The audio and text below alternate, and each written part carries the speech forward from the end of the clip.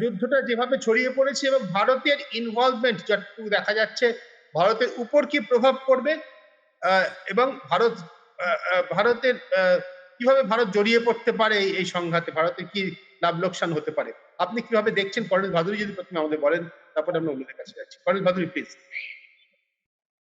Honestly আমি ইন্ডিয়ার involvement আমি দেখছি না। ইনফ্যাক্ট ইনডাইরেক্টলি ইন্ডিয়ার ইনভলভমেন্ট হয়ে গেছে, কারণ এই ইরানিয়ান জাহাজটাকে যেটা ইউএস সাবমেরিন আমাদেরই লিটারাল এরিয়ার মধ্যে, যেটা আমরা ক্লেম করি আমাদের area of sphere of influence, ওটার মধ্যেই করেছে, আর গভর্নমেন্ট অফ ইন্ডিয়া মুখ খোলেনি।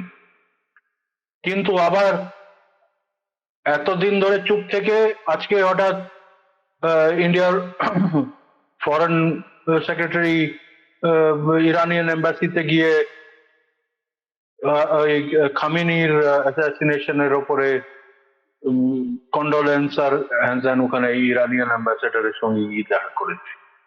এখন ইন্ডিয়ার ডাইরেক্ট ইনভলভমেন্ট মানে হয়তো ইউএসএ চাইবে বা চাইবে না, সেটা আলাদা ব্যাপার, কিন্তু মিলিটারি ইনভলভমেন্ট আমি দেখছি না ইন্ডিয়ার ডাইরেক্ট ইনভলভমেন্ট এই কনফ্লিক্টের মধ্যে মিলিটারিলি।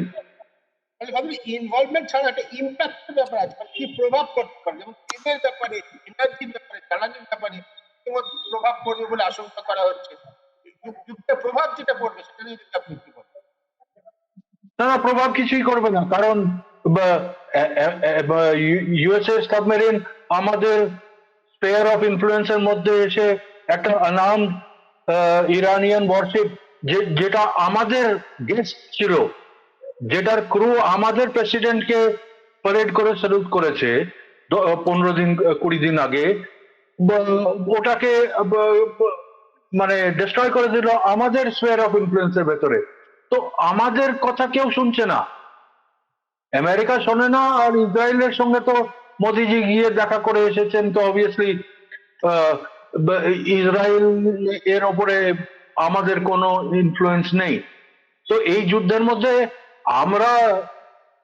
আমরা কিছু ডিকটেট করতে পারবো না, আমরা শুধু কোয়াইট স্পেকটেটর, আমাদেরকে দেখতে হবে কি হচ্ছে, আর বেসিক্যালি চুপ করে বসে থাকতে হবে। আমাদের ওপরে এখন লুমিং যেটা ডেঞ্জার, সেটা হচ্ছে আমাদের এনার্জি সিকিউরিটি, ফিউল, অয়েল, আর সেটা 20-25 দিন 1 মাসের টাইম আছে আমাদের কাছে। রাশিয়া ওই দিক থেকে নাকি অয়েল অফার করেছে, কিন্তু মোদিজি যেটা ট্রাম্পের সাথে ইউএস ট্রেড ডিল করেছে, ওটাতে তো পরিষ্কার আছে যে 1 ড্রপও রাশিয়ান অয়েল কিনলে ইন্ডিয়ার উপরে 500% এই ঢেলে দেবে অ্যাডিশনাল ট্যারিফ। তো ওইটা একটা ডেঞ্জারাস সিচুয়েশন। আমাদের 36টা না 37টা অয়েল শিপস গালফ অফ হরমুজে ফেসে আছে। এখন সিকরি সাহেব গিয়ে ওখানে ইরানিয়ান এম্বাসিতে কন্ডোলেন্স করে ওদের সঙ্গে কথা বলে ইন্টারনালি ওই জাহাজগুলোকে ছাড়াবার বা এক্সট্রাক্ট করবার কিছু একটা কথা বলেছে কিনা সেটা আমরা কয়েকদিনের মধ্যে জানতে পারবো। তার চেয়ে বেশি এই ওয়ারটা যেটা ট্রাম্প আর নেতানিয়াহু ইরানের সঙ্গে করছে, ওটাকে ইনফ্লুয়েন্স করার আমরা কোনো সিচুয়েশনে নেই। আমাদের কথা এদের মধ্যে কেউ শুনবেন। বললেন এনার্জির দিক থেকে আমরা কি সংকটের মধ্যে পড়তে পারি, সেটা একটা বড় ভাবনার কারণ। সেটাতে আমাদের দেশের সমস্ত নাগরিক, আমি, আপনি, দর্শকদের, আমাদের সকলের কথা বলছি। আমরা এখানে যারা 4 জন রয়েছি, প্রত্যেকের উপর তার অভিঘাত এসে পড়বে এনার্জি ক্রাইসিসের মধ্যে সত্যি যদি আমরা পড়ি। আমি সন্দীপ আপনার কাছে যাচ্ছি, যে আমরা যেটা নিয়ে আলোচনা করছি, যে ইরানকেও আমরা শত্রু বানিয়ে ফেললাম, কি মূল্য দিতে হতে পারে আমাদের? বলছিলাম যে ইংরেজিতে একটা কথা আছে জিল্টেড লাভার বলে। হ্যাঁ, জিল্টেড লাভার মানে প্রেমের সম্পর্ক ছিল, সেই প্রেম ভেঙে গেছে, মানে প্রেম ভেঙে দেওয়া হয়েছে একতরফা ভাবে। বলা হয় সেটা নাকি সাংঘাতিক আক্রোশ হয়, সে ঘা খাওয়া প্রেমিকের সাংঘাতিক আক্রোশ হয় জিল্টেড লাভারে। ইরানকে শত্রু বানানোর ফলে ইন্ডিয়া একটা সেই জিল্টেড লাভারের ক্রোধের মধ্যে পড়তে পারে, কারণ ইরানের সঙ্গে ভারতের পারস্য দেশের সঙ্গে হাজার হাজার বছরের সম্পর্ক। আমি গত প্রোগ্রামে আপনাদের বলেছি, ওরা হিন্দি বলতে ওরা আপ্লুত ছিল, হিন্দুস্তানকে ওরা বলতো হিন্দি।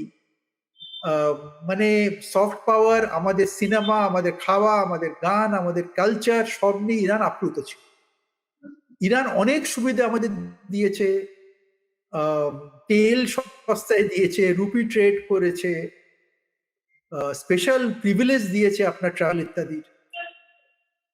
হঠাৎ করে ট্রাম্প সাহেবের চোখ রাঙানি খেয়ে মোদি সাহেব কিছুদিন থেকে ইরাকের মুখে থুতু ফেলতে শুরু করেছে, নিজের পায়ে কুড়ুল মেরেও সেটা করেছেন। ভারতের যে বিশাল অঙ্কের লগ্নি চাবাহার পোর্টে, চাবাহার পোর্ট তো শুধু একটা বন্দর নয়, সেটা একটা স্ট্র্যাটেজিক লোকেশন আছে। পাকিস্তানকে ঘিরে ফেলা হয়েছিল চাবাহার পোর্ট ইরানের উপকূলে করে, ভারত এবং ইরানের মধ্যে সাঁড়াশি আক্রমণের মধ্যে পাকিস্তান পড়েছিল একটা সময়। আমরা গুছিয়ে ইরানকে ঠেলে দিয়েছি পাকিস্তানের কোলে। আর এখন যেটা হলো, এর কোনো জবাব নেই। ইরানের অভ্যন্তরীণ পরিস্থিতি নিয়ে ওখানে আন্দোলন হয়েছে, সেখানে গুলি চলেছে, চলেনি, সেই নিয়ে আমাদের কোনো বক্তব্য ছিল না, নেই, ঠিক আছে। ওরাও তো কাশ্মীর নিয়ে ভারতকে সবসময় সমর্থন করেনি, আমরাও করিনি। ওদের আভ্যন্তরীণ যা বিদ্রোহ হচ্ছে আলাদা ব্যাপার। ইরানের মানুষের সঙ্গে তো আমাদের কোনো বিরোধ নেই।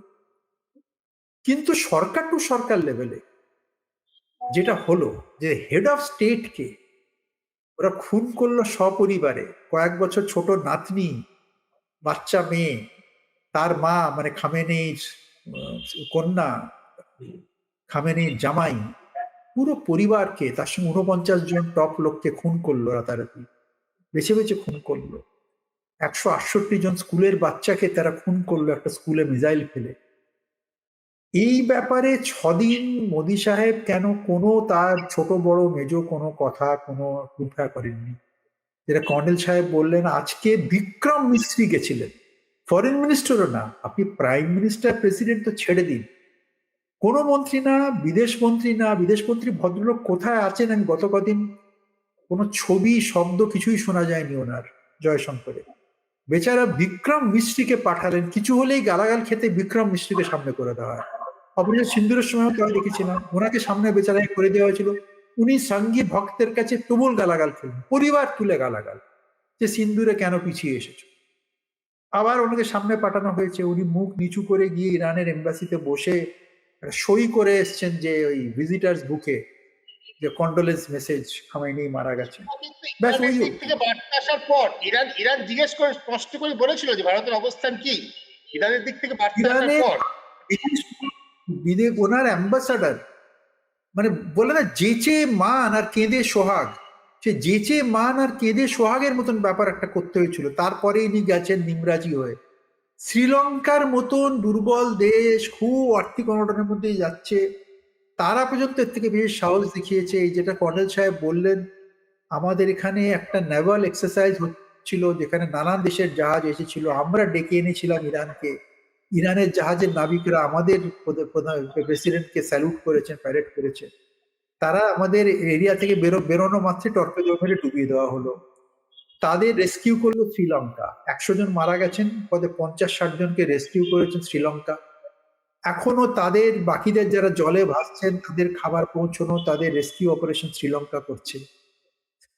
আমরা অ্যাকনলেজও করিনি যে ঘটনাটা ঘটেছে। আমরা এতদিন বিশ্বগুরু আর কি সব বলতাম না, ওয়া রুকুয়া দিয়ে পাপা, মনে আছে? এই এর আগে আপনার ভোটের আগে একটা বেরিয়েছিল, ছোট মেয়েকে পড়ানো হয়েছিল একটা অ্যাডভার্টাইজমেন্ট, ওয়া রুকুয়া দিয়ে পাপা, যে পাপা গিয়ে বলে দিলেন ইউক্রেনের যুদ্ধ থেমে গেল কয়েক ঘন্টা।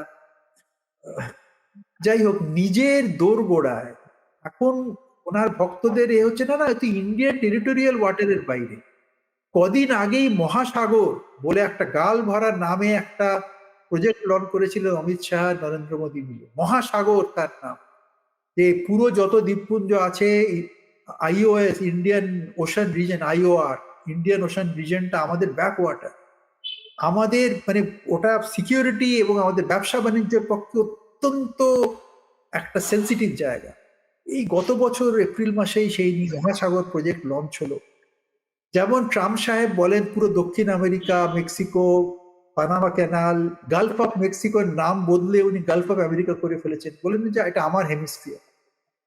বিশ্বগুরু বিশ্ব ছেড়ে দিন, নিজের উপকূলবর্তী অঞ্চলটাকেও নিজের বলে খুব ক্লেম করার পরে এখন সেখানে বন্ধু দেশকে খুন করা হলো, বন্ধু দেশের নাবিকদের।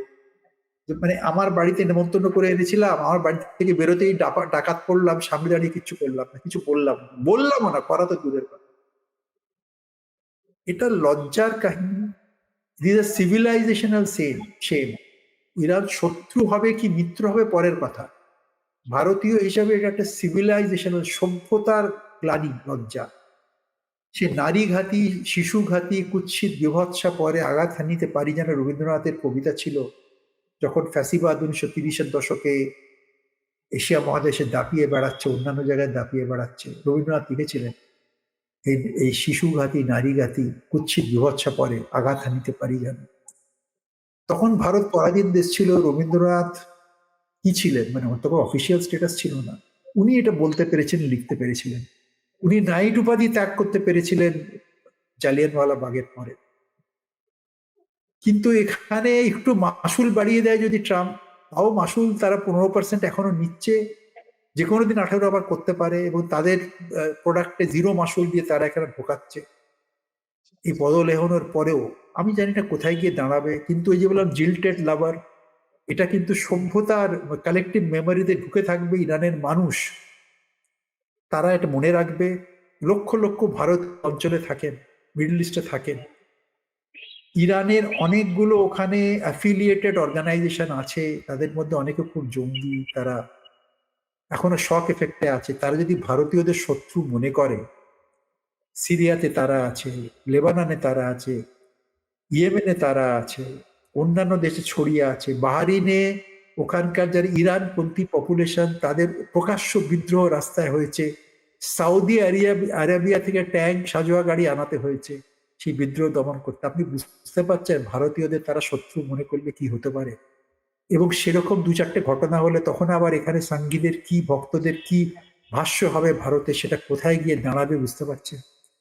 এতদিন পাকিস্তানকে বলা হতো স্ট্র্যাটেজিক ডেপথ নেই, মানে গভীরতা নেই। তো গভীরতা নেই পাকিস্তানে, ভারত যেখানে সেখানে হামলা করতে পারে। যদি ইরানের পুরোপুরি খুলে পাকিস্তানের মিত্র হয়ে যায়, ইরানের 1000 কিলোমিটার যখন পাকিস্তানের স্ট্র্যাটেজিক ডেপথ হিসাবে গণ্য হয়, বিশাল একটা বর্ডার আছে ইরানের সঙ্গে সাদার্ন পাকিস্তানের বালুচিস্তান দিয়ে, তাহলে ভবিষ্যতে আমরা অলরেডি বাংলাদেশকে শত্রু হয়েছে, এই পোকা কি সব বলে পূর্ব রণাঙ্গনে অলরেডি পাকিস্তানের মিত্র এসে গেছে বাংলাদেশ। পশ্চিম রণাঙ্গনে যদি ইরান ওদের সঙ্গে দাঁড়ায়, পাকিস্তান নিউক্লিয়ার পাওয়ার, এবং ইরানও যদি শত্রু হলে, এটা কর্ডেল সাহেব ভালোভাবে বোঝাতে পারবেন। এখন প্রদীপ স্যারের কাছে আমরা শুনবো যে এই তেলের দাম 50% যে ইউরোপে বেড়ে গেছে হওয়ার পর থেকে, ভারতে এই কাতারের তেল শোধনাগার বন্ধ হওয়ার পরে, সৌদি আরবিয়ার 2টো শোধনাগারে আক্রমণ হওয়ার পরে কি দাঁড়াতে পারে। এমনিতেই এখানে তেলের দাম কমলে 1 পয়সাও কমানো হয় না, সরকার কমায় না, এটা তেল কোম্পানিগুলো লাভ করে। এখন তেলের দাম বাড়লেই ওনার ক্রনিক ক্যাপিটালিস্ট বন্ধুদের লাভ করাবার জন্য উনি কি করতে পারেন, এটা প্রদীপ স্যারের উপর ছেড়ে দিলাম, উনি বলুন।